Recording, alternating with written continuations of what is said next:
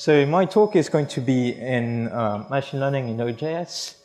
So my name is Maximilian. I'm a computer scientist student at Royal Holloway.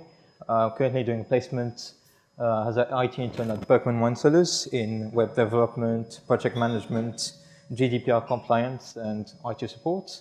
I'm not a data scientist. So why I got into machine learning? Well, I was introduced to it in bioinformatics and malware, so malicious software at university.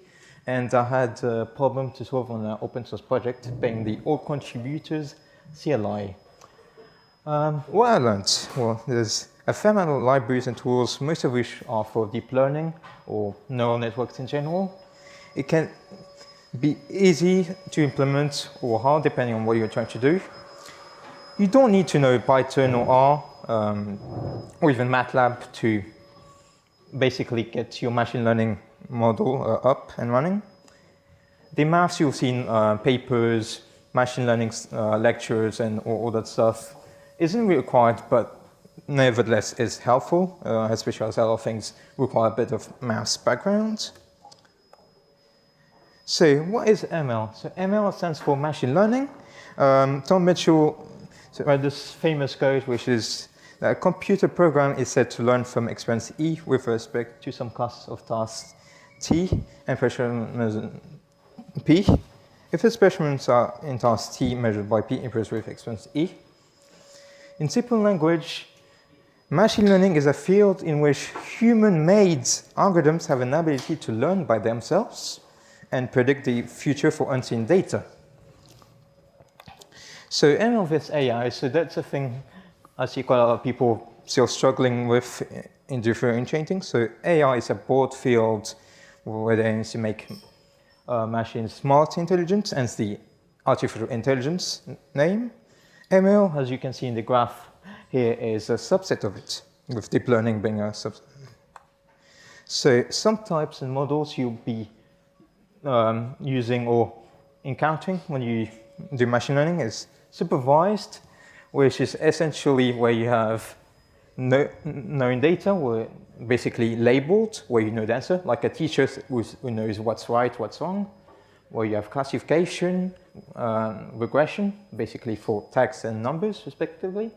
You have unsupervised learning, where you don't know the answer, but you want your machine learning model to basically find the structure or basically what's common between each data elements. The third one being reinforcement learning, which, as the image here suggests, is where you have an agent, like a robot, that does certain set of actions in an environment, say a map or like a game, and then you, the person, are you going to be rewarding it or punishing it, depending on how it performed that said actions. Then onto the deep learning. So deep learning is a bit special because it can be done in a supervised or unsupervised way with neural networks. And you have semi-supervised learning, which, as the name suggests, is basically a mix of supervised and unsupervised learning. The only difference is that you will have typically most of your data without any labels, so it'd be like an unsupervised learning approach, except you have some of your data with a label, say, I don't know, element that has the answer, say, like a class or the price or whatever the output is. The last one is online learning, so this one can be used in a supervised or unsupervised approach. The only difference compared to the traditional supervised and unsupervised approaches is that instead of learning a whole data set of training elements, it was going to be looking at one element and then learning from this and going on per element, instead of going through a whole set and then learning from it. Why would you use machine learning in JavaScript? Well, the good things are you can use it directly in the browser, as well as in NodeJS environments. It's easier to integrate in code bases written in JavaScript or even TypeScript. And the online learning is more incorporated, as it's basically essentially just some JavaScript lines of code that you run within your web app code base or your mobile app or anything that basically runs a JavaScript system. It's easier to harness machine learning without having to know or even use Python, R, MATLAB, or any other classical machine learning languages and frameworks. The bad things about it, though, is that there's a lack of maturity and completeness in the libraries you have, basically because most of them are quite young compared to the Python R alternatives, most of which are faster, more efficient, namely because they were around for longer and they were experimented and trialed a lot more, and them being usually more mature. You'll be reinventing the wheel on some concept, but that's usually not a bad thing, but it's still something you need to bear in mind when you use machine learning in JavaScript. And the last thing is that some of the algorithms you'll need, like LSA, so latent semantic analysis, or ADA boost, aren't available yet, or at all, in JavaScript. So libraries and tools, so there's quite a lot, especially in the deep learning and neural network side of it, but some of the ones I've used are limdu for classification, online learning, NodeJS, which seems to be the most popular one, which also can do a lot of things like clustering in unsupervised learning.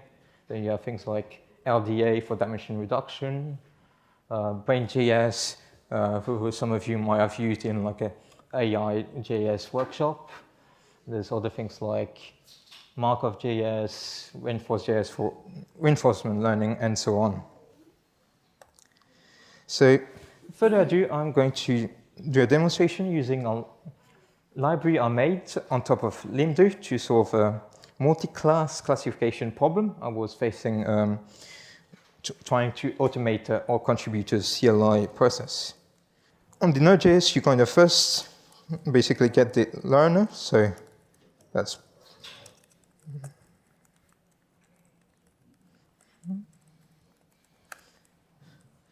then you're going to create your learner instance, so basically the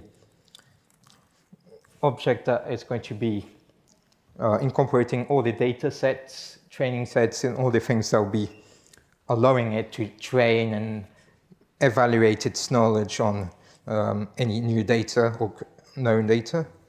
So for the purpose of this demo, I'm just going to use the default parameters. So ACLearn comes with a dataset of about 486 last time I checked of data being GitHub labels. So there's like enhancement, bug, do not merge, and so on. Basically labels you'll see in issues, pull requests, and such. And it's going to be initializing training sets of about 70% of data and validation sets that will get into later on, and the training sets. So that's essentially what it looks like.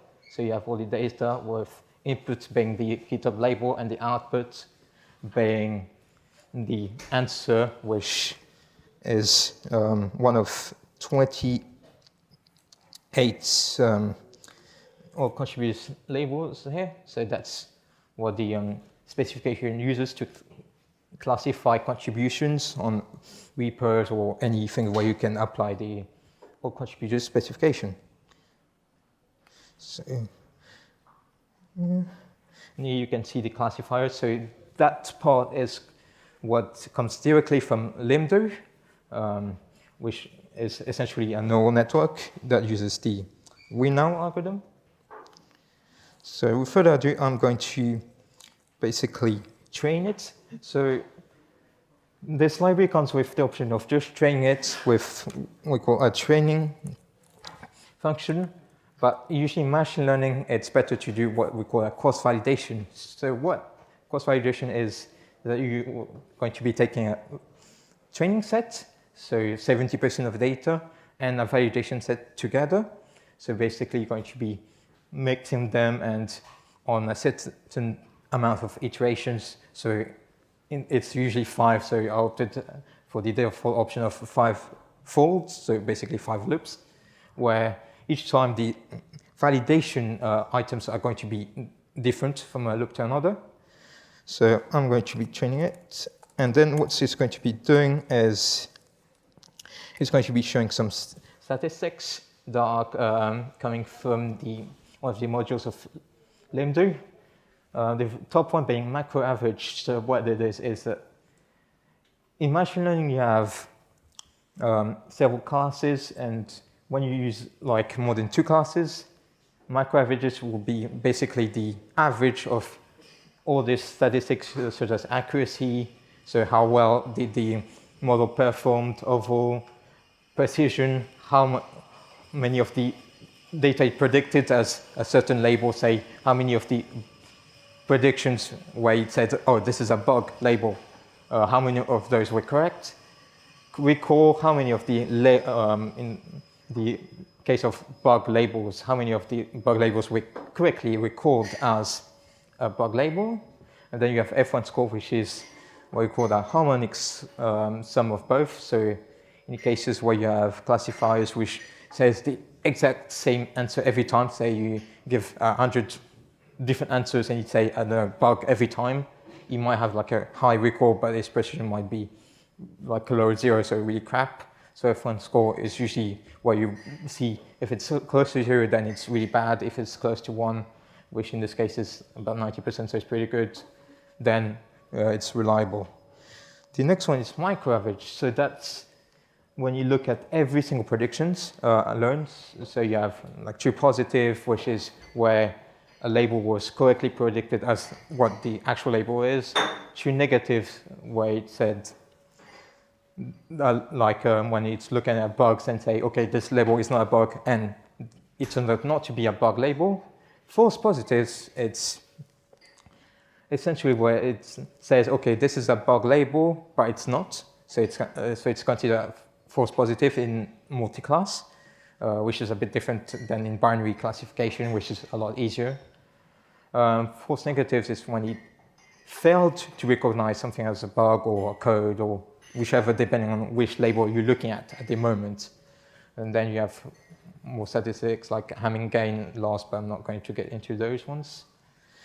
Next thing, so now you trained your learner in recognizing validations and training elements. But what about your test elements or any unseen data? Well, I'm going to show you an example. So there's an eval function which is basically going to take all the elements in the test set, so about 15% of the data, and it's going to be basically evaluating it. So, yeah. So what you see here is categories. So you have talk, so that's the category, and then you have statistics for it, so like the sample portion, so how much of it were on the data set, how much of true positives, false negatives, and so on, accuracy. And then you have the confusion matrix, which is essentially a 2x2 array where you have true positive, false negatives, and false negatives. And then you have more general stats like how many items there was in the test set, so in this case 73. How many of the predictions were correct, so in this case 44. And how many were incorrect, so 29. And you have the classes here if you want to look at. You can also get the confusion matrix statistics alone. So I'm going to save it here. And the confusion matrix allows you to see it visually as you see in confusion matrices. So perhaps this screen might not be big enough, considering it's about 28 by 28 grids to display. I'm going to split it in two. Yeah.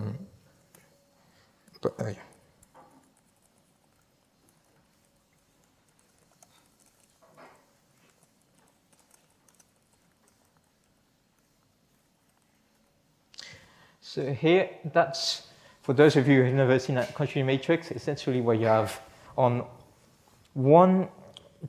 the first column you have all the labels which represent the actual labels that are basically in data sets with the answers, and on the top one is that what the model predicted. The diagonal is usually what the true positives or the correct predictions are. So green ones are the correct ones. Yellow are basically where you should have said, oh, that's a blog, and it's actually a blog, but it didn't find any. Probably because there's no much data in the training set to be able to guess blog.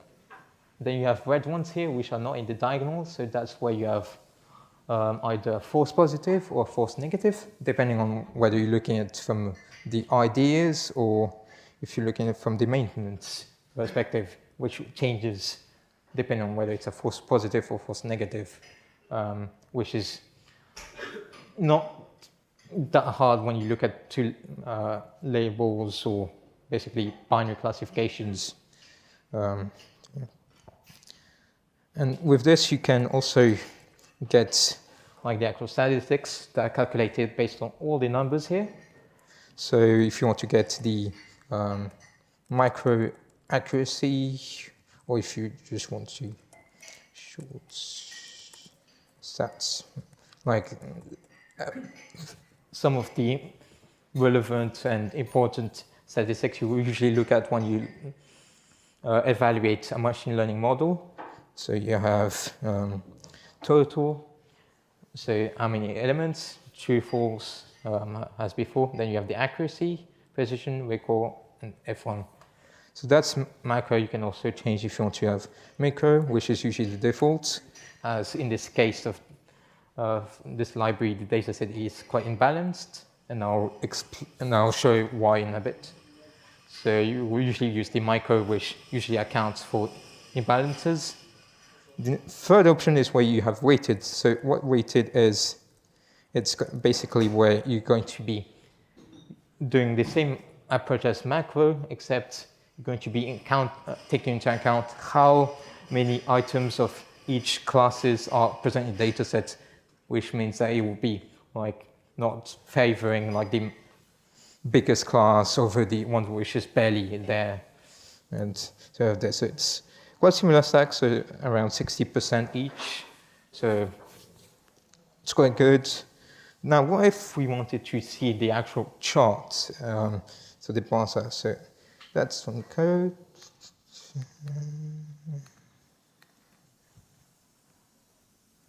So here you can see, so in blue you have the training set, so validations green and tester. So that big one is null. So null is not a mistake, it's actually intentional.